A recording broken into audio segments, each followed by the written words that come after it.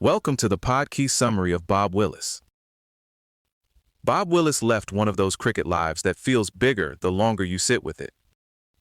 There's the body held together by grit and rehab, the impossible spell at Headingley that became sporting folklore, the numbers that prove how great he was, and the personality that never really softened, whether he was captaining England or tearing into people on television. And by the end of it, his name came to stand for something beyond cricket too, through the cancer fund created after his death. What really jumps out with Willis is how much of his career was played in pain. He took 325 test wickets and 899 first-class wickets, even though he'd had surgery on both knees and was bowling with constant pain from 1975 onward. That's not a little bit of wear and tear. That's a career built on living with damage and still finding a way to operate at elite level. After those 1975 operations, the recovery was brutal and simple in the way rehab often is. Crutches, daily running, intensive gym work, and no shortcuts. Then came the India tour in 1976 and 77, which really was a revival. He took 20 test wickets at 1675 and 32 wickets across the whole tour. So the version of Willis people remember as this relentless, hard, awkward fast bowler was also a guy constantly negotiating with his own body just to stay in the fight. If there's one performance that fixes Willis in the popular memory, it's Headingley in 1981. England looked finished. At one point they were priced at 500 to 1 to win, and Australia only needed 130 in the fourth innings. Willis had already been dropped after the previous test, and even here, he wasn't exactly arriving in perfect shape.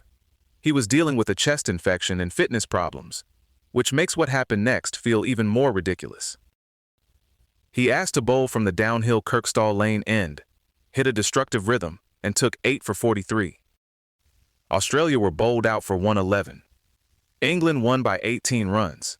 A match that looked gone became one of the most famous turnarounds the game has ever seen. And for Willis personally, it revived everything at once. His place in the side, his authority, and England's whole Ashes campaign. The statistics hold up even when you strip away the mythology. Willis finished with 325 test wickets, and at the time that left him second only to Dennis Lillee in Test cricket. He stayed England's leading wicket-taker until he was later passed by James Anderson, Ian Botham, and Stuart Broad, which tells you how long that mark stood. He also owns a very odd record, the most test wickets by anyone without ever taking a 10-wicket match haul. He still had 16 5-wicket hauls in tests, and 7 of those came against Australia, so he clearly had a taste for the biggest rivalry. The one wrinkle is the West Indies. Against them, he averaged 36.34, while against every other opponent, he was no worse than 26.1. That contrast matters, because it complicates the easy version of Willis as a fast bowler who dominated everybody in the same way. He was a major force, absolutely, but not a perfectly uniform one. His stint as England captain is interesting, partly because it never felt like a role he truly wanted. He led England in 18 tests and came away with 7 wins, 5 losses, and 6 draws. In one-day internationals, he had 16 wins in 29 matches. The job came to him suddenly in 1982 after the selectors dropped John Fletcher, so there wasn't much sense of a long-prepared coronation here. He actually began well too, leading England to a series win over India and taking 15 wickets at 22 nonts himself. But the view of his captaincy was that he could motivate people more than he could outmaneuver opponents.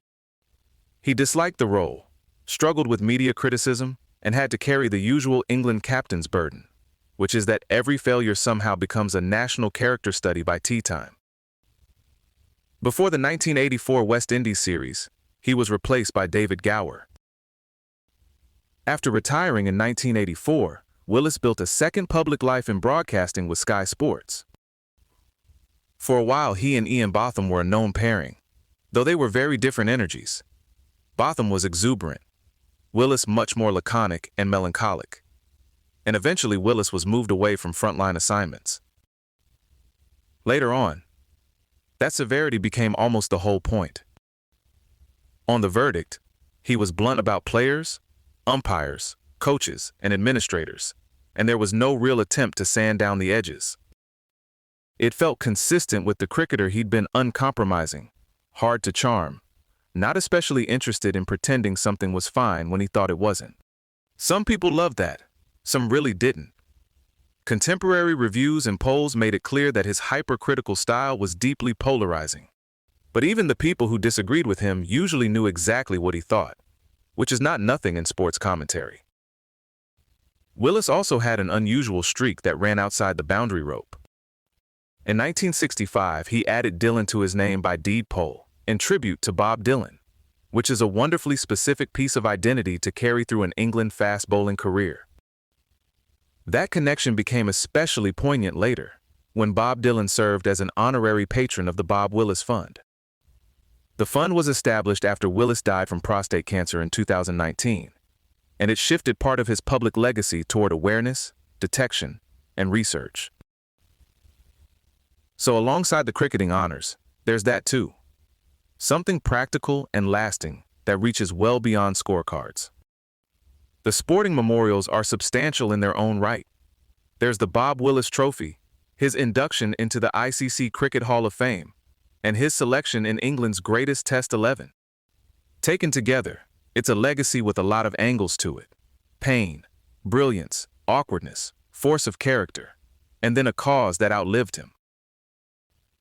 Bob Willis doesn't really fit into a neat tribute package, and maybe that's why he remains so vivid. He was great, he was difficult, he was unforgettable, and cricket tends to remember people like that for a very long time. This episode was generated by Podkey. Create your own at podkey.fm.